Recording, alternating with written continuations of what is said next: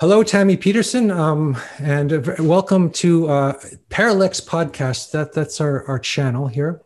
Very excited to speak to you, and very surprised that you actually said yes to speak to me because you've spoken so little. It's true. I've spoken very little so I've far. only seen like 2 interviews. I want to tell you that I listened to your conversation with Michaela on my 50th birthday, and it really touched me. Your sense of wanting to serve and wanting to serve God and all that.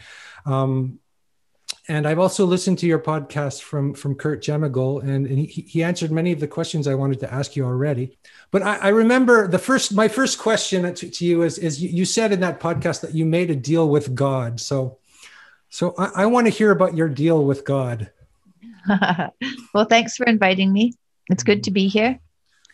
A deal with God. Yeah. I can't even remember quite when that was, because really it was before that I realized how important God was to me in a new way.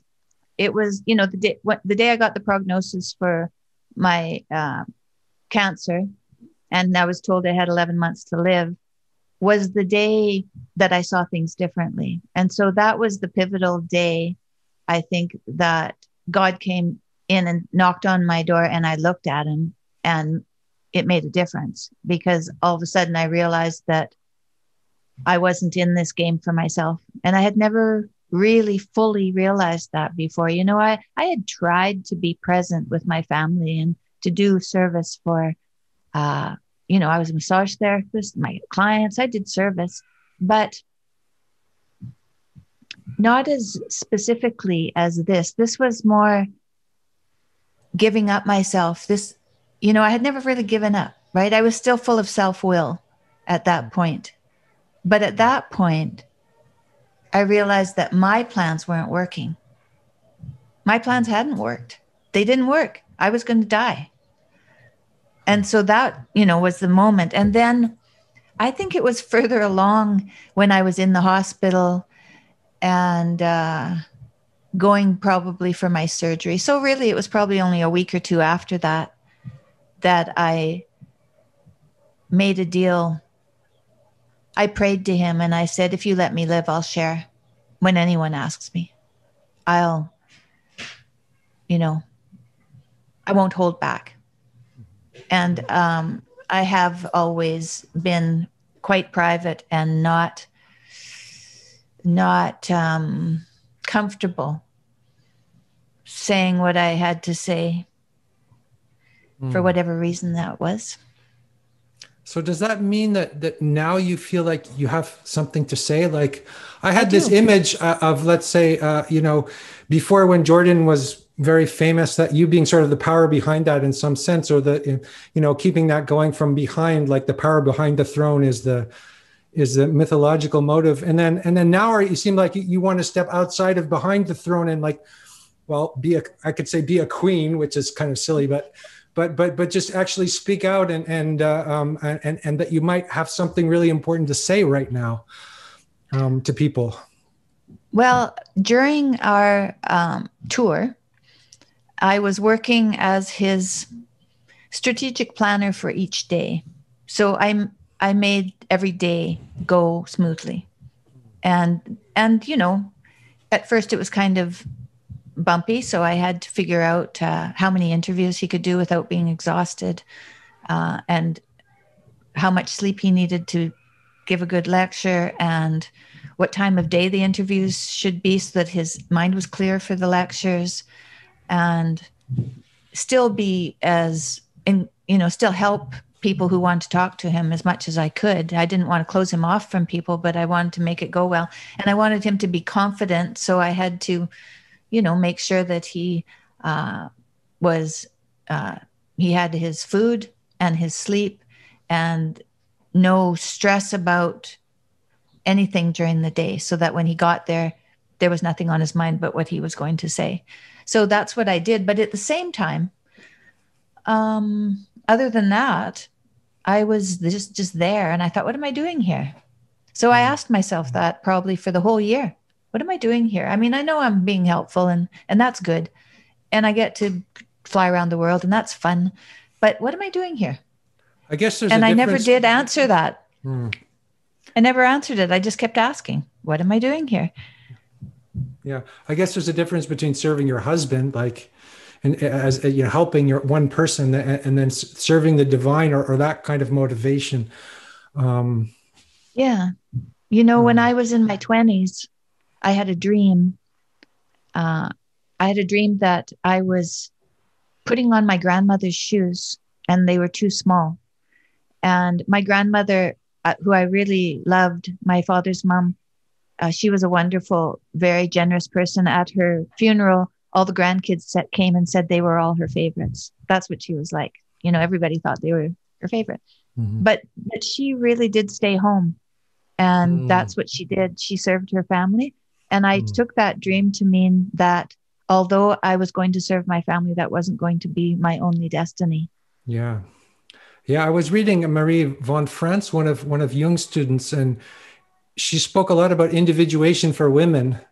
And that's often very hard because you are doing so much service all the time for your children, but that's an important step maybe in a woman's life. Otherwise, you might feel. I mean, especially you said that you were very artistically inclined and that kind of thing. That you might feel resentment might build up, or anger might build up, or that kind of thing might build up a little bit, and you would feel that.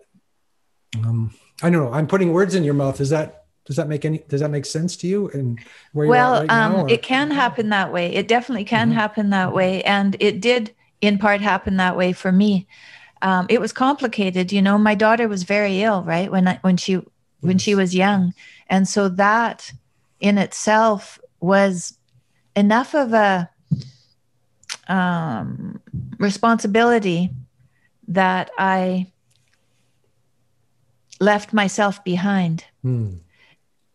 And, when I look back on it, if you talk to her, she had a good childhood. She was out there playing with her friends and doing the things that kids do and stuff. She didn't need me there all the time. There were pivotal times, there were pivotal times where I had to be there with her and support her. But really, through a lot of her childhood, she was okay.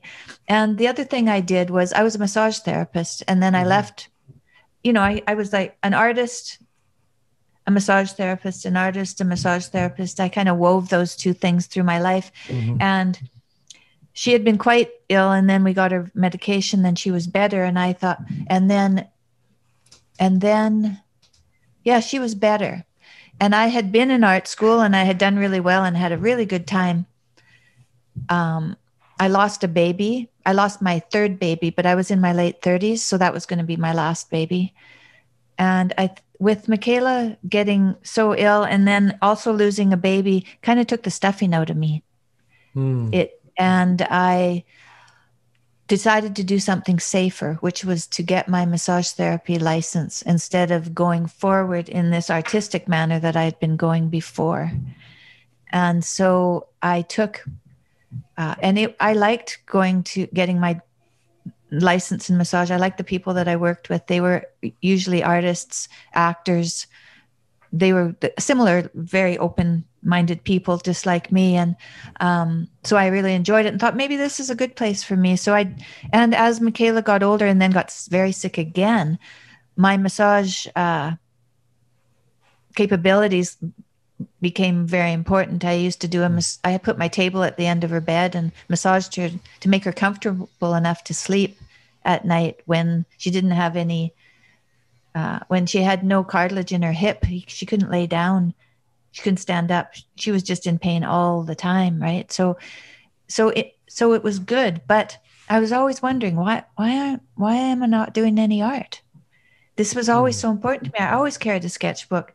I sketched everyone I went out with. I sketched the blues musicians in the bars, and I sketched, Jordan would have, his cohort in his PhD. I sketched all of them too, but I also massaged them all. So I had, you sketched everybody and massaged them. And I massaged them too. I had at a party, I can remember they were all laying down one after the other, and I was just going through them. It was very funny. They were letting me practice. That was pretty good. But I didn't. Professors need to be massaged a lot because they're so intellectual all the time. They get stuck in their heads, stuck in their bodies. Yeah. Yeah. That's right. Yeah, they thought it was okay. And I do think they needed it. But anyway, I never did my art until like little things I did until just very, very recently. Right. So like very recently, I would say during COVID anyway, that's when I began. So you were talking about this question of what am I doing here? And it seems like it was not only when you were on tour, but that question might have been there for you. And that might have been why I mean, if you don't have a reason to make art, or if there's a lack of reason to do that extra kind of expression, it could die. I know that as a musician, because I go through periods of where I do music, and then it sort of stops, and family takes over and things like that. But well, I know now from praying, because I've been doing a lot of praying, that it's the practice that's the important part. And although everybody wants it to be the show, that's the important part. It's the practice that's the important part. The show, it's like being happy, right? Yeah. You practice, and then now and then you get to be happy. It's not the happiness, it's the practice in order to be satisfied. That's what you're doing. And so I think that I recognize that more from my art now too. It's a practice. It's a daily practice, as meditation was, or as yoga was, or as prayer is. Art is the same thing. Just like writing. If I was a writer, and I'm not a writer, if I was a writer, it's the day to day. George says, you write every day. It doesn't matter what. And when the kids were little and we went on holidays, he still wrote every morning. He never did. Every day he wrote. And I wanted to say that during those 150 shows that I went to with Jordan, and I was there present for we think about 150 shows. So I sat through his biblical series, and I traveled the world, and I went to all the lectures. And then when I had this prognosis and this change of philosophy, change of attitude, I think that in part is thanks to all of those lectures that I listened to. I think that all of the knowledge that I got from his books, and I listened to the audiobooks when he recorded Maps of Meaning and 12 Rules. I listened to those. I went to the studio with him every day and listened to all of those. So I think that my change of attitude, and speaking about this, I have a lot of gratitude for all of the time that I was present with him and listening and learning. So, yeah. Well, I have a question about that, because I've listened to hundreds of hours of Jordan Peterson's lectures, like, a million young men out there, and felt very inspired by them. And when he disappeared, there was a sort of, almost like a desert, like it's like something's missing in the world. And now he's back, and you're both back, and it's such an incredible story. I mean, it's like you've both died and been reborn in a sense. Like it's such an incredible story. And when I hear Jordan talk about God, he seems he's not so like he says, I hope he exists, or I act like he exists, but he doesn't seem to have taken it on fully like you have.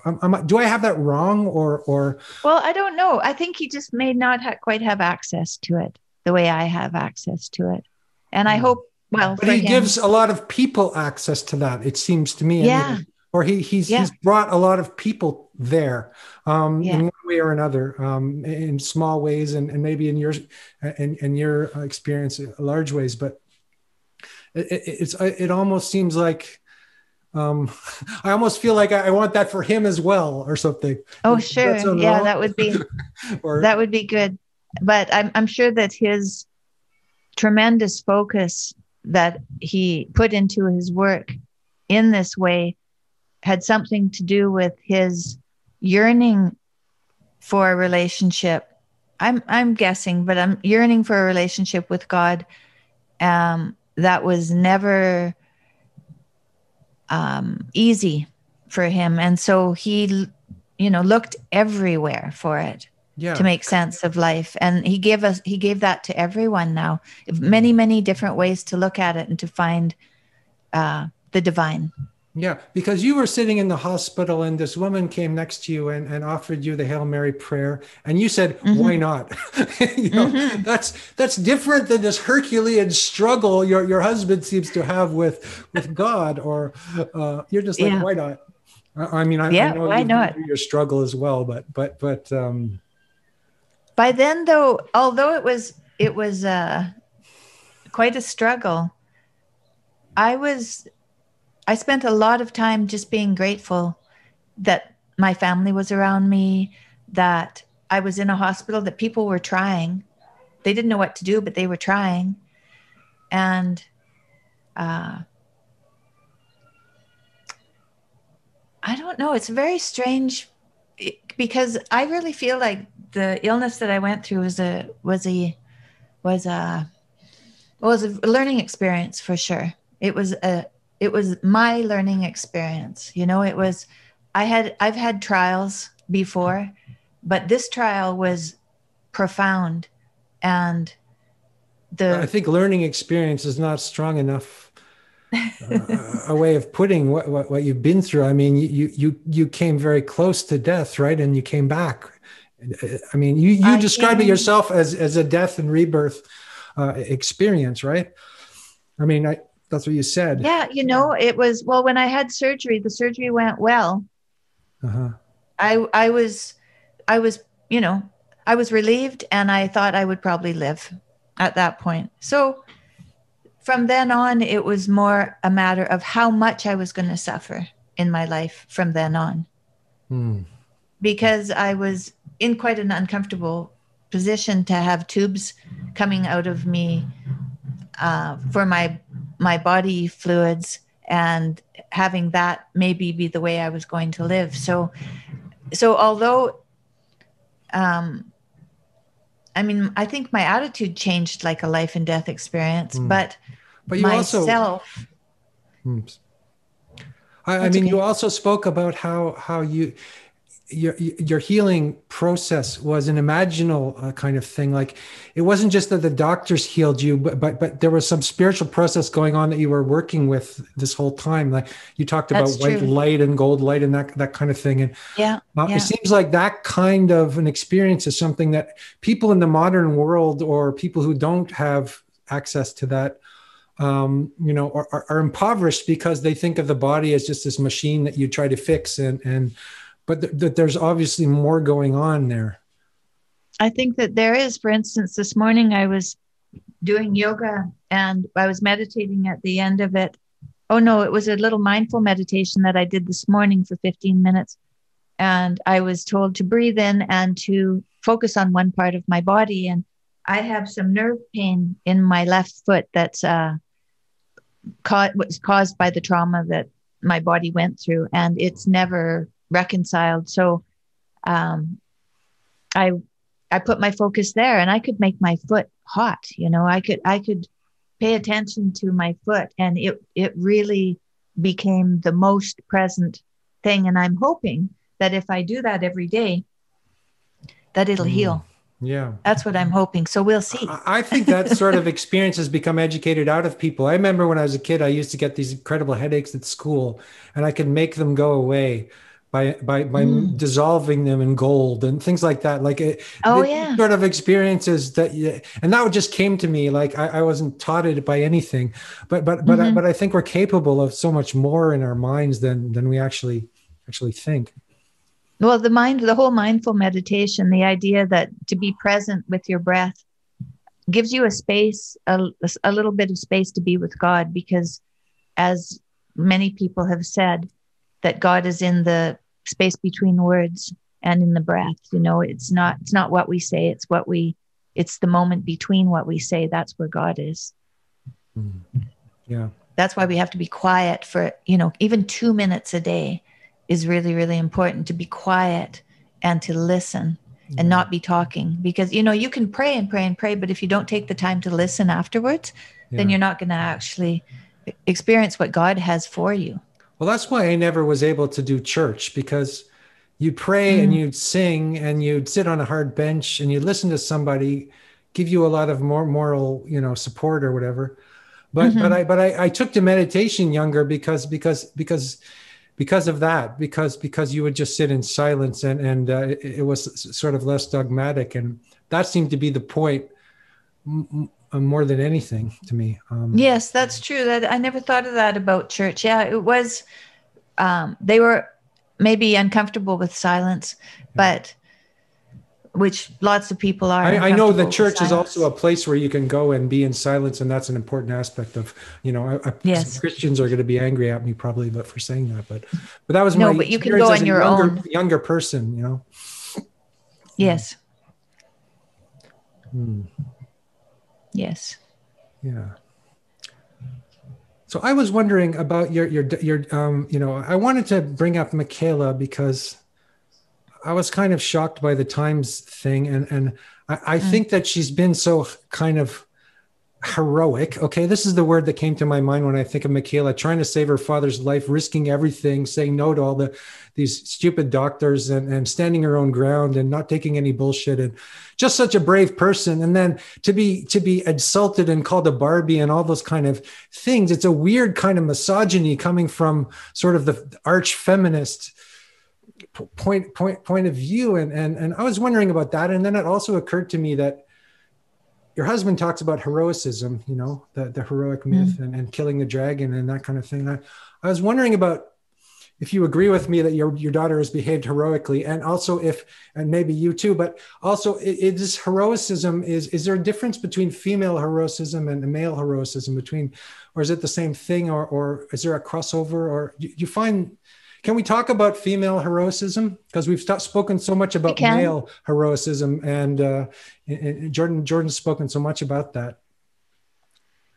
Well, in terms of Michaela and her heroic and the heroic measures she took, you know, Michaela really had a life so far of figuring out her health issues. Right. It went way back to.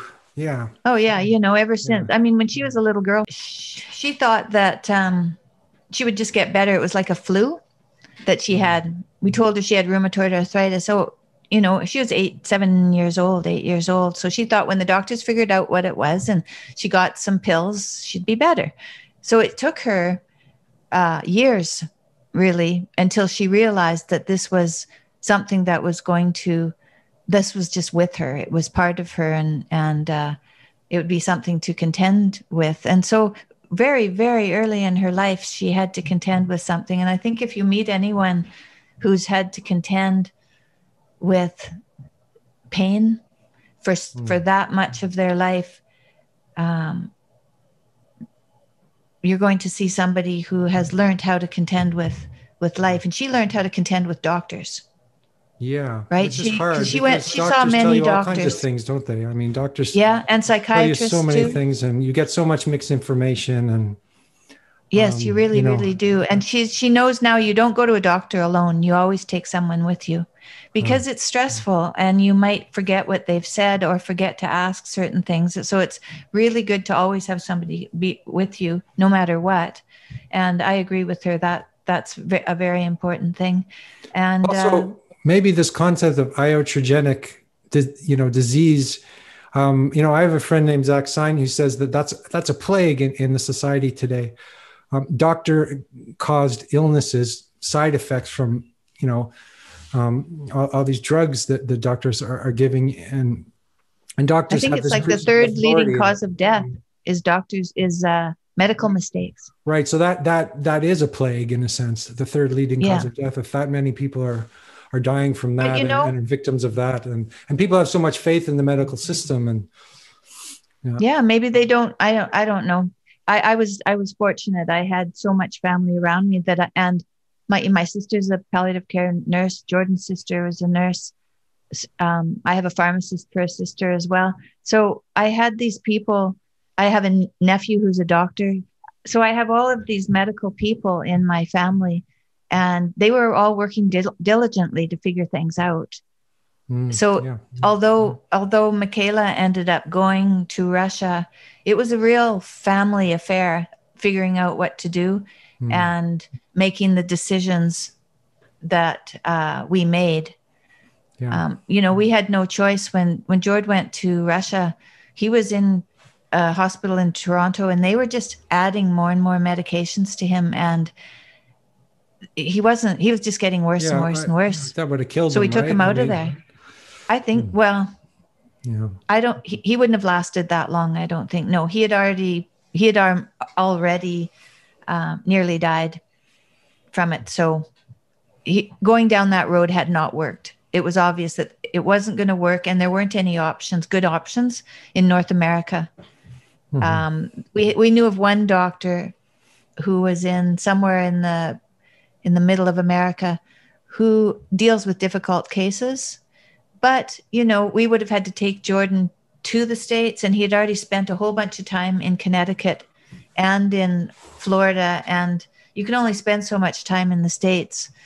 And the doctors are only licensed to work within their states. So it was complicated, although he might have been a good person to see, and still might be. It wasn't a straightforward issue. You wouldn't think going to Serbia would be a straightforward issue either, though.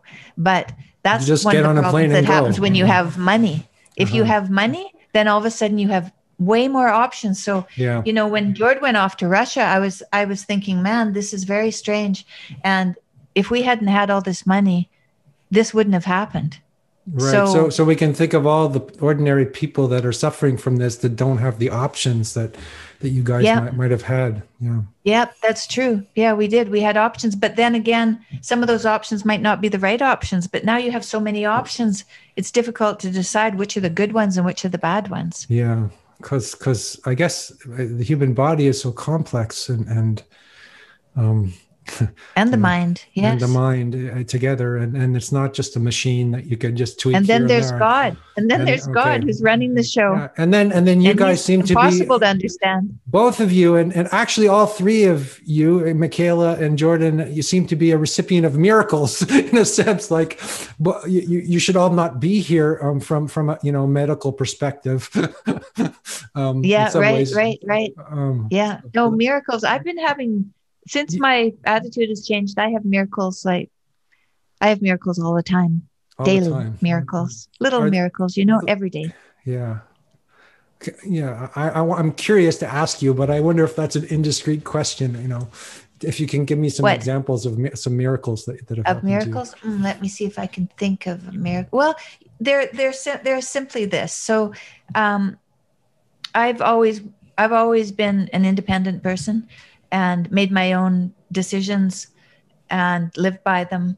And when I got married and had children, I felt responsible for them, maybe more than I might have been responsible for them, because literally you can only change yourself. You can't change other people. But I went further than that and was quite consumed by what other people should be doing to make their lives tolerable. And, I've learned now that that's an erroneous plan, because it just brings, well, first of all, it brings disappointment, because nobody's going to run their life like you think they ought to. Mm-hmm. So that's disappointing. And it's disappointing for people because all they hear from you is what they haven't done right. So it's just a disappointing way of going about things. And so when I stopped doing that and I was listening instead, pausing and listening to see how things went. Okay, so last week I have a granddaughter, she's 3, and she comes over and visits me for the day on Wednesdays. And I also have a friend who comes to see me on Wednesdays, and both of them were going to arrive about the same time in the morning. And I realized that I had, I'd kind of double booked, because I have this 3-year-old coming and this other woman who I have to pay attention to at the same time. But I decided that I would just let things go and we'd see how it went. And so I'm at the playground, and my friend's going to come to the playground, and I'm pushing my grandchild on the swing. And she arrives, and I ask her if she's got her books with her that we were going to discuss things with. And she said, yeah, they were in the car. I'm like, okay, they're in the car. I won't push anything because here we are at the playground. And so they were at the playground, and my friend's actually very much enjoying my granddaughter. And she does love my granddaughter. So we were having, and then my friend wanted to go for a little walk to the Starbucks to get a coffee, which was closed now because of COVID. It doesn't even exist anymore. And I had to mail something, and I had to mail it overnight. It was really, really important. So for me, that was exactly what I needed to do at that moment. So I said yes. And off we went to Starbucks, and I had until noon, and then I had another meeting. So I wanted to have the meeting with this woman, but because my granddaughter was there, it was complicated. So was this meeting going to happen or not? I don't know. So I was letting it happen in God's time, because I thought, well, if it's not going to happen, then it's not supposed to happen. So I'll just let it go. So we go to Starbucks, and on the way back, she calls her son, asks him if he wants to ride home at lunch. She says no. So she says, well, I think I have about 10 minutes and then I'll have to go. And you have a meeting in 10 minutes. I said, yeah, let's talk about, this issue that we were going to talk about.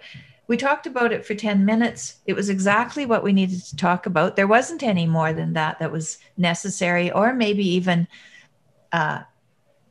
maybe it would have been detrimental to speak further. We had 10 minutes. We went through it, and she left. And it was a perfect morning. Although the morning I spent stopping myself from worrying about whether it was going the right way or not, So it's faith. Yeah. And well, so that's what I mean. I meditate that's what I mean by little miracles, is stepping back and seeing life go, and that it goes without my hands holding on to the steering wheel. Yeah. In fact, I feel like this interview happened like that in a way, because I listened to your conversation with Michaela, and I was touched by that, right? And so I just said, okay, what the hell? I'll write Tammy, because I somehow had your email from when I was working with Rebel Wisdom, and then you responded right away. And I work for a small media group that we're trying to get people, and so you're a big catch, if you don't mind me saying so. But my motivation wasn't that. It was more of a heart motivation, I think, at that time when I wrote you. So I think that's kind of interesting, is like when we try to manipulate reality to suit our agenda, it kind of doesn't work, never works, does it? No, it doesn't work. That's right. It doesn't work as well. And then you always wonder why you're frustrated by this happening and this happening. It's because you're putting too much self-will into everything, and you're not letting your hands off of it to let God show you the way. Because he will, he does. And I have a housekeeper who's here today. She's lovely. She's Filipino, and she's all about God. And she was just telling me this morning, because her husband had COVID, and she happened to be immune, so she never even got it. And she came after maybe 4 weeks of being away, because she was at home taking care of him, and he's fine, by the way. But she was saying how miracles just happened to her. She said that when she was a young girl in northern Philippines, she used to cook. They had some land, so they were better off than most people. And she would cook and give the food to people who didn't have any, even when she was a young girl. And so she's always had that same attitude of giving. And her father said, you'll never be rich with things, but you'll be rich because you live for the world. You're here for, and that's just, she said, when I do your house, I do it the best I can do it. And that makes me happy. And that makes you more happy. And what's better than that? Mm-hmm. Yeah. And I have the fellow who comes and fixes things for me in the house. He's just a wonderful, smiley fellow, and he does exactly what he says he's going to do. And he's respectful and generous and kind. So often very simple wonderful people. Simple people are people who don't make their lives complex or are more generous than people who have amassed all kinds of, complicated lives of some sort. Well, they can be. Mhm. Yeah. And I think, because, that can happen. it can get pretty strange if you're trying to climb up one way. If money is that much important, then everything is going to become unbalanced. Yeah. It has to be balanced. Life has to be balanced. And there's a really good, if you're going to say anything to someone, sometimes you want to say something and you don't know if you should or not. There's a really good rule. There's you can think of, there's 4 obsessions that you have to obsess about: gratitude, love, kindness, and tolerance. And if what you say doesn't have all those things, then they're not worth saying. Yeah. If it's just one of those I can things, you're believe in that self-will. I can believe that on an intellectual level, for sure. It seems that some, we can live that to a greater or lesser extent.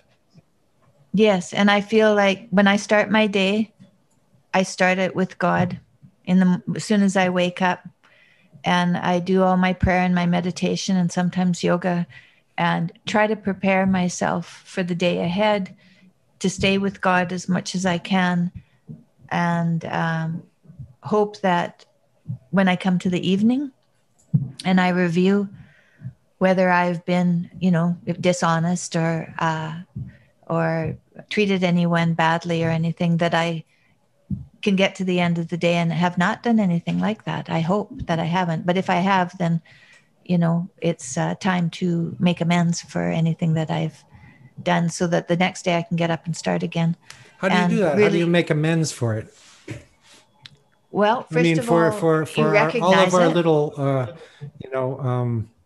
ways in which we are not true to ourselves or not true to other people, and all of us are in that boat, right? None of us are most of us are not holy saints. So right. No, it's a day-to-day occurrence. Every night I have to go through this process to see what I've done and if it's been true or not. If everything was love, through love, tolerance, kindness, and gratitude, if that was how I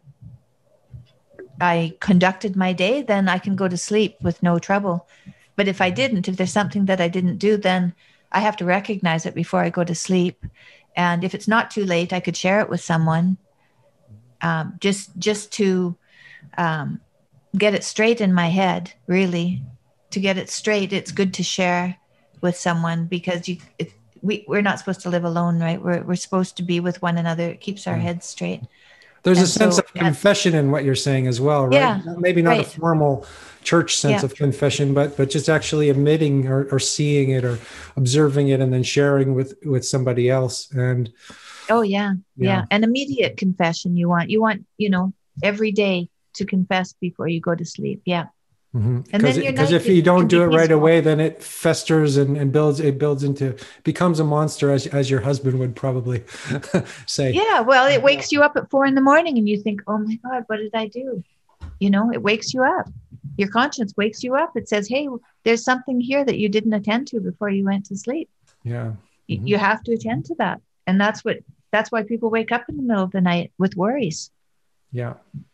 So I guess it's about being, would you say it's about being as conscious as much as you can during the whole day? I mean, for example, I stopped watching television about a month ago because I realized that I was going to bed with all this stuff in my head and sleeping badly. And so I just said, no more television. And that sort of seemed to help. But that helps. So there's perhaps ways more news is good too. Ways of perhaps giving up things all the time and it's just staying with what is essential. Yes. Well, I gave up news 25 years ago. Yeah. I gave up reading the newspaper a long time ago. And TV, I never had a TV. I still don't watch television, but I do watch, I watch some TV with my husband before I go to sleep because, well, it's a part of the day that he's quite calm and relaxed. And so we like to share that together, but we don't watch anything with any stress in it. Nothing. Okay. Because we noticed that doesn't work well for the sleep and for the next day. Yeah, So I mean, I have to say, I love these. I can really get involved in the drama of these Netflix series and stuff like that. But I think that's the same thing. It's like getting involved in a drama of some kind in your mind is what stops you from having this perhaps experience you're speaking of grace or something like that. Yeah, and I sometimes have meetings in the evenings that are spiritual. Those are good evenings. When I have a spiritual evening meeting, I really like that. I like it a lot.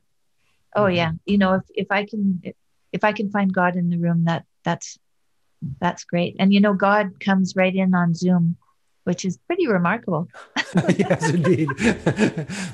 I was thinking actually that we had all this problem in the beginning, technical problems, and I was thinking there's always a technical issue in the way of, or there's always a technical barrier between people right now in some sense, and then also there's this incredible potential to talk to people from across the ocean, but. It's fascinating. We are also I'm because I was pretty shy and pretty quiet. I'm alone in this room, which I'm comfortable with, Yeah. So now I can talk to the world and still be alone in my house where I'm comfortable. That's pretty good. Oh, so that's preferable to you than being up on a stage somewhere or being, yeah. Yeah. There's this quiet, intimate space, and then having a conversation with somebody, and then I'm a one-on-one person. Do you know John Vervaeke? Have you met him? Do you know who he is? Yes. Yeah. I don't know him well, but I do know him. Yeah. I've had several conversations with him, and he talks about this thing called dialogos, and dialogos is when there's this presence enters the conversation. So there's something more than just a blah blah blah going on. There's some sort of presence in the conversation, which is different than, let's say, back and forth or a debate or something like that. Anyway. Yes, that's right. No, for sure there is. I was listening to a woman last night. She was talking about living in the third dimension. She was an elderly woman. She had to be well into her 80s. She was talking about living in the third dimension. And when you were praying, then you were in the fourth dimension. And so we're in the third dimension doing all of our work and our family and all of that. We're living in it, but it's all in preparation to have access to the fourth dimension. Well, okay. I've been also thinking about something Jordan Peterson said about when he does grace in the evening, like he says grace. And he said that was the best part of his day when he was in pain and, having a hard time.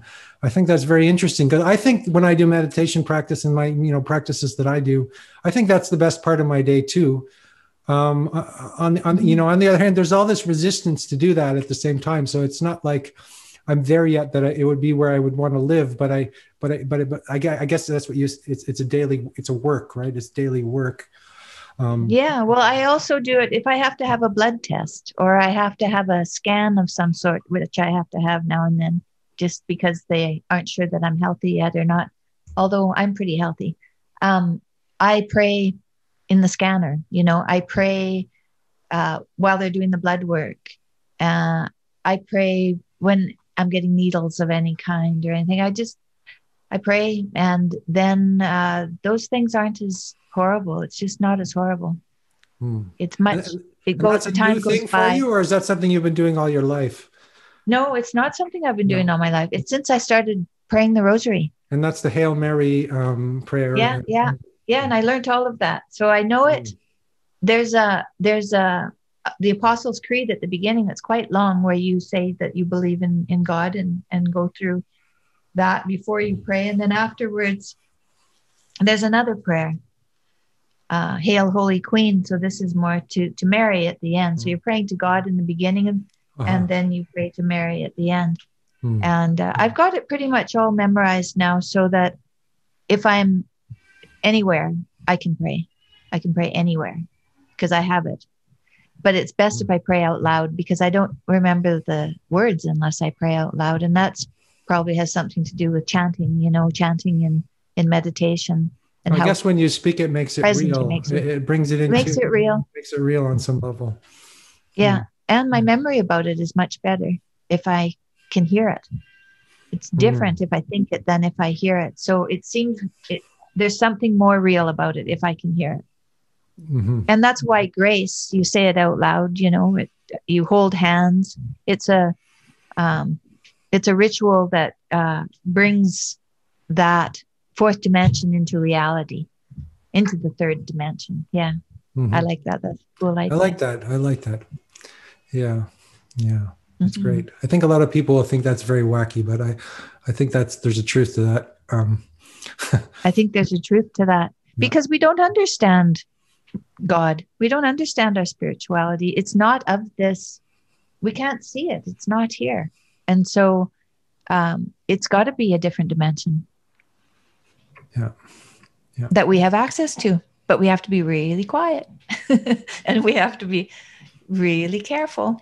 And we have to be aware of the, you were talking about how it was in your interview with Kurt about the subtlety of that. It's extremely subtle. It definitely is. It's like the most subtle thing that you're talking about, I think. Oh yeah. And things like resentments that grow over years, you know, they can grow over hours, but they can grow over years. And then to have access to those resentments in order to heal them, that's a process that I'm learning. So that's very interesting. As you said, you know, women can put themselves into their family and give themselves up, and then resentments can grow. And so what do you do about that? Because then there you are, your kids have left home and you're left with that resentment. It doesn't just go away. It sits inside you and comes out now and then when it's triggered, right? So you don't want that around. So what do you do? So I found with this art, I set myself up a place in the house to do art. So I have a really good art table. I have really good lighting. I have natural light and lighting. I have all these Zoom courses that I'm taking and all of the, you know, pastels and all of the pencils that I need and all of that. So I'm set up and I'm doing my art classes. And George comes downstairs in the morning and he asks me for something right in the middle of learning perspective by some teacher who's speaking 100 miles an hour. And so, oops, that's a funny little camera. Anyway, I told him that he could go, that we didn't need to discuss what he needed me to buy for groceries at the moment, that he could go, and I was dismissive, and he noticed I was dismissive. So that evening he said, what was with this dismissiveness that I used on him? And I said, that's a good question. Let's think about that for a minute. So I thought about that for a minute and I thought, you know what? I think I blame you in part for me not doing my art when I was married for those 20 years. And that's silly because it was my choice not to do art. He was encouraging of my art. So for me to blame him was it was of my own making. I mean, it was a complicated situation. It wasn't going to be done perfectly. We did pretty well. And I left my passion for art and this passion that I have for art. I like doing art. I liked it ever since I was a kid, and my mom used to like it. So I like it. In sharing your art, or is it more something you do like meditation for yourself? I'm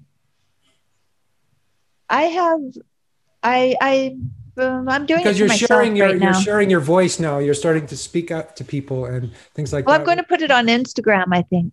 Okay. Well, that'll be a good way to share it. I think, and otherwise I don't know what else to put on Instagram. So I think, I think that's what I'll put on Instagram is my art. But I like, I told you I was a massage therapist. I like to draw people.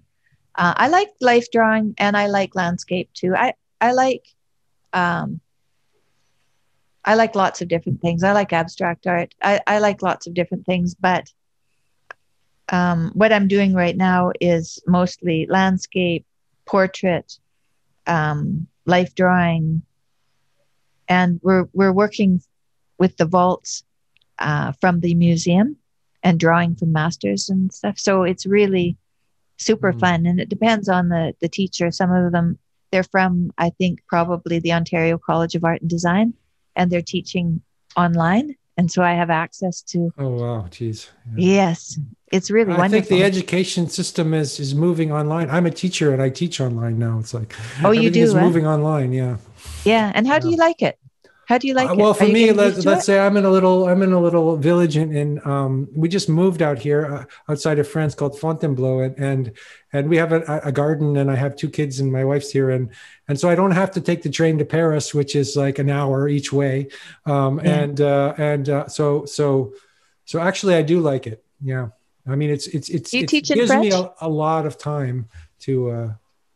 It gives me Yeah. it liberates time for me to do the things that I love to do. So yeah. Are you teaching in French?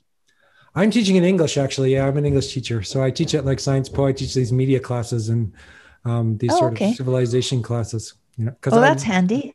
yeah, yeah, I'm an Anglophone. I probably have picked up this weird French accent since I've been here, but Yeah, a little bit. I think a yeah, little bit. Yeah. yeah, Yeah. people say that. Well, I'm from Alberta, and I Yeah. lived in Montreal, and I lived in Boston, and now I live in Toronto. So my Alberta accent that people say they recognize, Oh, I don't it's think it's as strong as some of the people that I grew up with that are still there. yeah, but it's got a charm to it. I like it. Oh, thank you. Do you what's the name of the town you're from again? I was trying to remember. Fairview, Fairview, Alberta. I wanted to Fairview, also Alberta. ask you how growing up in the Canadian North, like you're right near the Arctic Circle up there, aren't you? Or maybe I'm exaggerating, but Well, it's close. but Yeah. you're like at you're from the edge of the world, you know. Yes. And I was thinking about I read somewhere about like the artists come from the province, right? They don't come from the city; they Ah, come from the province to the city. And so I think you and Jordan kind of are sort of fulfill that archetype in a way. yeah. Yeah. Well, it was definitely not the center of the world. It wasn't, but it was kind of like the top of the world because we lived on Oh, a plateau and you could see for miles and miles. It was just beautiful at night. When I left home when I was 18, I moved to Montreal and I missed home, yeah. and I missed the quiet because it was so quiet where I was from. When I looked my bedroom window, I could look out my bedroom window and there was just the country was out there. It was when I was a little girl, so it was a lovely place for its quietness and the nature. But Jordan and I used to go for a drive when we were in high school. We were friends in grade 12.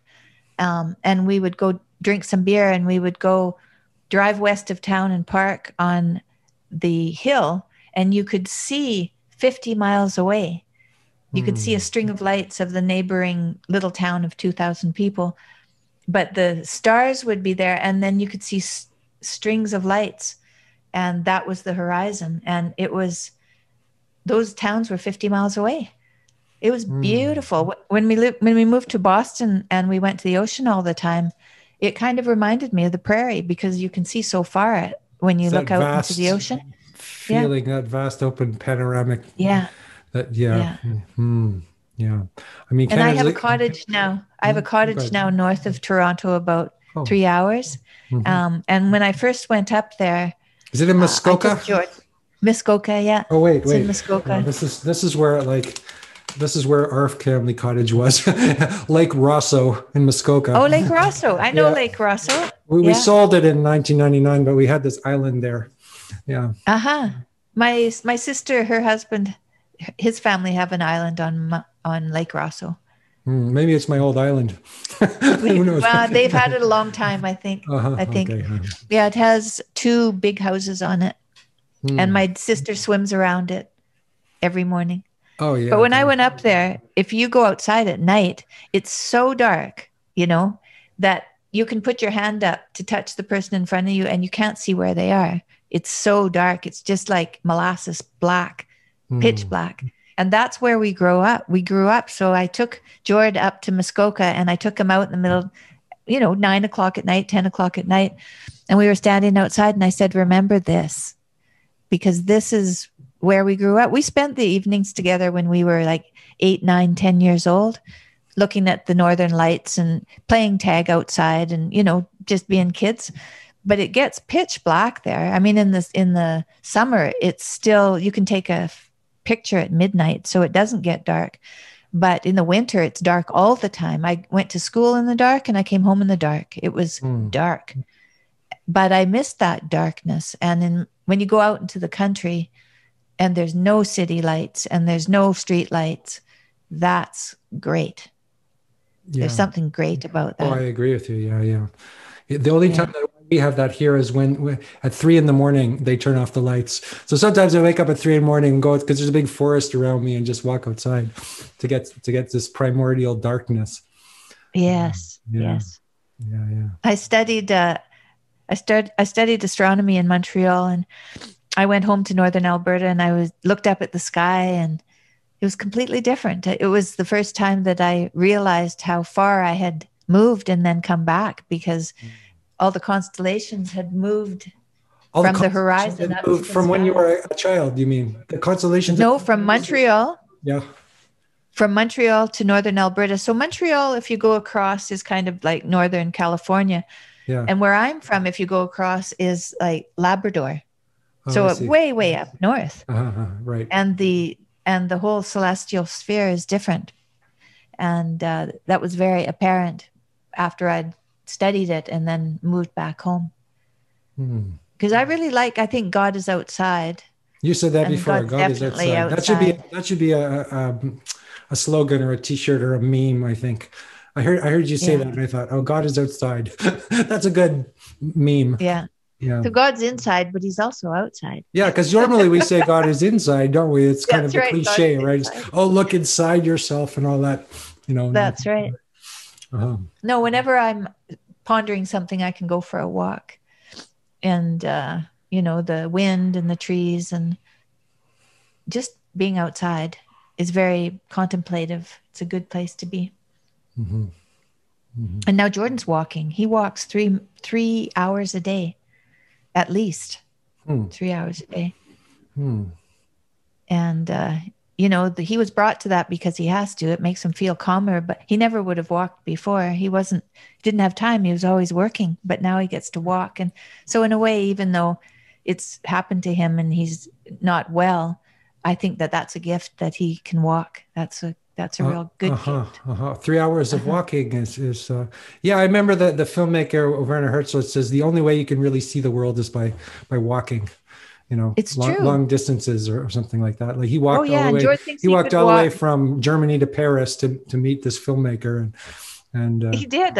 Oh my goodness! Yeah, Jordan thinks he could walk 100 miles a day, and not be tired. He said his feet get so they're kind of worn out, but he's fine. I thought, wow, that's strong. That might just heal him too. I don't know. I don't want to get into the stuff. The healing stuff, but yeah. Well, I don't think it'll hurt. That's for sure. Yeah. I'm a very happy person now, no matter what. I think you're a storyteller too. I think you have a gift for telling stories, like the way. My dad told good stories. The way you talk about things it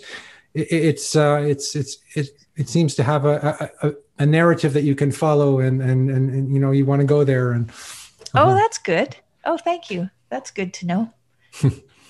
Yeah. I don't know. I'm just maybe this coming up and talking to people. Maybe I don't know. How enthusiastic are you about doing that? I mean, it must be kind of terrifying after everything your husband has been through. No, it's not, because you're not afraid. I just give it to God. I give it to God. I say, okay, let's go do this, and then we go do it. You have no fear of what putting yourself out into the world would do. I mean, you're talking to me and not the Globe and Mail, obviously, but that's right. Right? You could be talking to the Globe and Mail, but you're talking to me. Yeah. Well, I think if I was talking to them, I'd do a lot more listening and a lot less talking, probably. When I don't know who I'm talking to, then it's just listening. Right. And then helping them become more clear about who they are. Because that's what you're doing. You're helping people become more clear about themselves by inviting them on and letting them talk. Yeah. That's a nice way to look at it. again, I feel like I'm doing that for myself in a way. Like your That's husband okay. said, when you start something, do it badly. And when I started doing podcasts, I didn't know what I was doing whatsoever. You know, I guess it starts, something starts to happen, but, but it's, yeah, yeah, it's a strange thing because I always thought I'd be a musician, and somehow I'm here talking to all these people on YouTube, and it seems to be a thing. Well, well, we're so isolated now. We have to, don't we? I mean, I'm very Yeah, lucky. My son lives at the end of the street and he has a little baby, and so I get to see them. yeah. And my daughter and her husband, they had COVID, so we get to see them too. So I'm quite fortunate, and I have a couple of friends who live alone. I see them as well. So I have a little bubble of people that I see, and I'm very grateful for that. But a lot of people are very, very, very isolated. And so Yeah. this Zoom and these interviews have become even more important than they were before this Hmm. all happened. I didn't really think of that. Yeah. Yeah, maybe that's true. Oh, I think it's true for That's true. sure. And I don't get tired of it either, really. I mean, maybe I don't do it that much. But also you would just, you know, in the past, you would just talk to the people in your neighborhood or your relatives or, you know, what I'm talking to you, I'm talking to John Vervaeke, I'm talking to all these very interesting people, you know, and the conversation seems to be about something real. It seems to be like, it seems to be about, you know, unveiling, you know, finding the truth. It doesn't seem to be about exploitation No. or playing any kind of game or any of that. Yeah, well, I think I did enough of that when I was younger and it didn't work. Yeah. It just didn't work. So now I'm trying to be very authentic. And I'm trying to find out all kinds of things about myself and ways that I can be of service in the world. So this is something interesting that's happened. I have an opportunity to mentor a student who is going to U of T and studying kinesiology. I studied kinesiology when I was young, a young woman. And so that'll be a good thing to do. And I So don't why do think you that I think was, you needed to do so much body work? Why was the body so important to you? why was the body? Well, my dad used to read Playboy magazines all the time. So all I saw was bodies when I was a Oh, little geez. girl. And you wanted to be like those women? I didn't know what to think of that. I was a really little kid. And I thought, what? Like, these women are beautiful, but there was always a little bit of hesitation about what that was about. But I think that it stopped me from any kind of nervousness about the body. Uh, hmm. So even if it wasn't perfectly good for me, that was around, it did give me something that now I mean, I have all kinds. I do a lot of life drawing, as I said, so I have all sorts of nudes that I've drawn through the years. And I'd given some to my sister, and I gave some to my dad, and then my mom passed away, and he got a girlfriend, and she took all of my pictures and put them in the garage. My sister came by and said, "Are you going to hang those up?" No, she said, "Oh, I'll take them home." So she has them hanging in her place, but they're very. Some of them are quite sketchy, abstract. They're not. I don't do. I'm not as interested in really long, sustained work as I am. I'm really interested in communicating with the model, if I'm with them, and seeing the lines and expressing the lines on paper. Then I am about getting everything right is good too, if I can do that. But I expect myself to do it in a gesture. Quickly. I want to In get sort it of right. an immediate expression. Yeah, the feeling of Something. it. And so my relationship with my body, I started doing yoga when I was 13. My aunt gave me a book on yoga, and I took it home and I did it every day. But I was already, when I skated, I could skate well. When I swam, I could swim well. I became a lifeguard. When I played volleyball, I went to the provincials. When I curled, I went to the nationals. I was a good sportsman, except for when I played baseball, I got hit in the head. I got hit in the head when I was 18 and it knocked me just completely out. I had the stitches of the ball imprinted on the side of my head and black eyes. And then I had neck pain and back pain for years after that, years and years and years. So I used to do a lot of yoga to try to stop having so much pain. I finally got traction on my neck, severe traction. And that, along with some osteopathy, solved my neck problems. But since then, I've used cold laser therapy, and I've lasered my brainstem a lot, because I know that if you have a severe concussion, it can come back and bite you, your cognitive abilities later in your life. It can be bad for your memory, maybe some dementia. So I know that it's best to heal the inflammation that was caused at that time. And so I use a cold laser to treat that. And I used cold laser in my massage therapy practice. The laser I use is called Bioflex Laser, and it was someone in Toronto who developed it. And I have arthritis in my knees and my thumbs, and I don't have arthritis anymore. I lasered my thumbs and my knees for a long time, and then I changed my diet and I took out all carbohydrates because they're inflammatory, and now I don't have any inflammation in my body. So I've always been a lot of Michaela's curiosity about different ways to heal came from me, because I had celiac disease, and so I was always searching to feel better. And so like I changed my diet 20 years ago. First, I gave up grains, and I felt a lot better.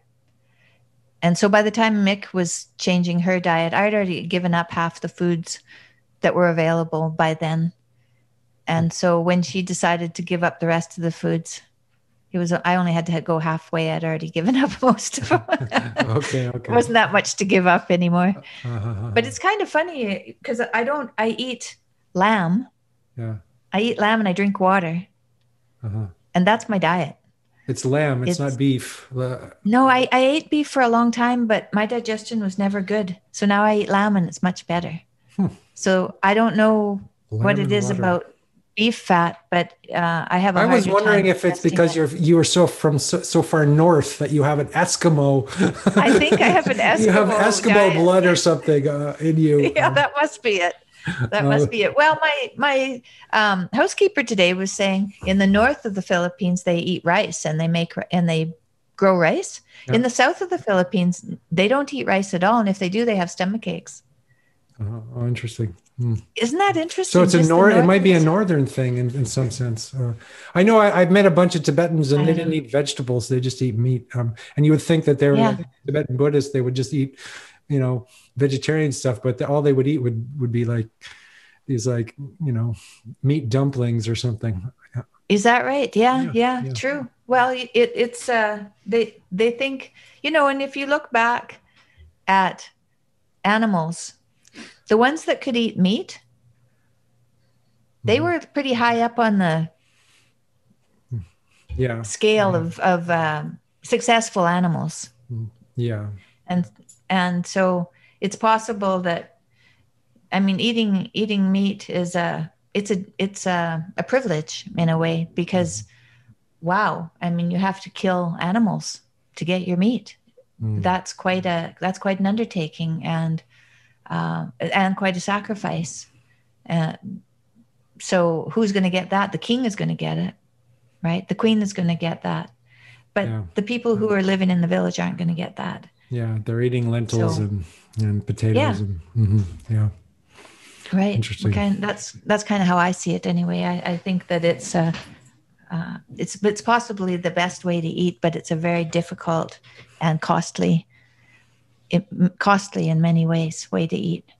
But I have to eat that way, or I wouldn't walk, or I wouldn't do anything, and I couldn't think. I had a root canal, and they gave me painkillers afterwards, some pills, and they were gel-filled pills, and there's gluten in the gel-filled pills. And I didn't realize there was gluten in the gel-filled pills.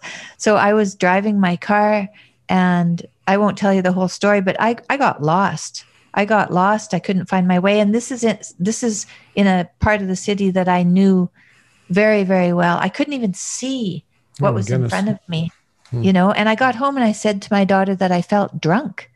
I didn't know why I felt drunk. And so she looked up the painkillers. She said, Mom, there's gluten in those pills. You get drunk on gluten, not even the beer. Drunk on gluten. That's right. That's right. So if I have a beer, I'm really gone. But yeah, I don't think I'd have any memory left anymore either if I ate a North American diet. I'd have no memory left and I wouldn't be able to walk or do anything if I ate that way. It's crazy. Right. Yeah. So in a way, being reborn, I mean, really, I eat meat and I drink water. I nearly died from having cancer. I'm feeling pretty blessed here, just living kind of a very simple and spiritual life. Yeah. I wondered whether it would go this way. Earlier, I wondered if I would ever get to be like this. I think I kind of saw it coming. You felt yourself moving towards that direction. Well, I mean, it looked like you were searching for that, but you know, it had to be quite extreme for that to happen to you, I suppose. I mean, it's never happened to me, so I'm a spiritual dilettante like everybody else. I haven't found that yet, but I mean, I can understand, I guess. But I guess we're all, there's some sense we're all reaching for that, or some of us are. Well, I think that we're at one with God when we're babies, before we're born. I mean, before we're born, when we're in utero, I think we're one with God. And then when we're born, we're separated from God. We come into the third dimension, and we're here on earth. And then we are in pursuit of that oneness again through our lives. Yeah. And then we find it again when we die. And I never read that. I imagine it's a Buddhist But there's a Zen thought. expression that if you die once before you die, then when you do die, you won't die. So maybe that happened to you. I don't know. Maybe that happened to me. I don't know. My uncle, I had a really wonderful uncle. He was so much fun, Swedish fellow. And he was taking bees down to California when he was about probably 50. And he got a bee sting. And he had an anaphylactic reaction to the bee sting. And he said that his life went black, and then he saw a light, a tunnel, and a bright light. And then he was brought back awake again. And he said from then on, he was never afraid of death because he knew what there was. And I've heard that from so many people, but I even heard it from my uncle. Just someone that close to me told me that too. I think it's good that you're talking about this, because people have these experiences all the time, and it's taboo. It's we're not allowed to speak about it, and it's supposed to be unscientific or some kind of nonsense like that. And yet a lot of people have had that experience, I think, or a lot. I mean, how could you deny that it was something real when it's been attested to by so many millions of people? I also, when I was about 17, we went skiing in the Rocky Mountains. We went to Sunshine, just outside of Banff, for a Christmas holiday. And I was with my sister, and we knew that at the bottom of the ski hill, after this one hill, that it was going to be flat, and you were going to have to really be going fast to get to the lift again. Mm-hmm. So we were going at a very good speed, and she was ahead of me, and she's about 7 years older than me. She's my older sister. And I was behind her, and I heard her scream. And when I came over the hill, there was a boulder, about the size of someone's desk. It was a big, big boulder. And I was heading straight for this boulder, and I closed my eyes, and I saw my life flash before my eyes. And it only took a second for my life to flash, for my whole life to flash before my eyes. And when I opened my eyes again, I was by the rock, and I never went back to see the tracks. Mm-hmm. I just didn't want to know. And then I never skied for 7 years. It just scared the living daylights out of me. But something about seeing your life, all 17 years go by like that, really makes you wonder about what we're doing here, what it's all about, you know. So it gave me some curiosity, that's for sure. I ended up skiing when I was 26 or so and realized you could go slow. You didn't have to go fast. So I could ski again. So now you can ski again just by going slow. Yeah, don't. Yeah, I was a maniac. I was going fast. Me too. I was a maniac. I injured myself a few times skiing. Yeah. Yeah. Wow. So you're a grandmother now. I am. And I was thinking about how, again, the world needs grandmothers, or the world needs like elder women. I think it's great that you're talking, and I hope you will talk more to more people. And I will. You're pretty young for a grandmother, but yeah, no, I'm at that stage in my life. We need that in the culture, because it seems to be lacking. I'll pay attention to that. Thank you. It was fun. Thank you. Thank you very much. It was really fun for me too. Yeah, enormous pleasure. And thanks for your patience with my computer trouble. Oh, no worries. No worries. Okay. And Okay. Lots of love to you and your family. And thank you so much for Thank you. for talking to me and reaching out. My pleasure.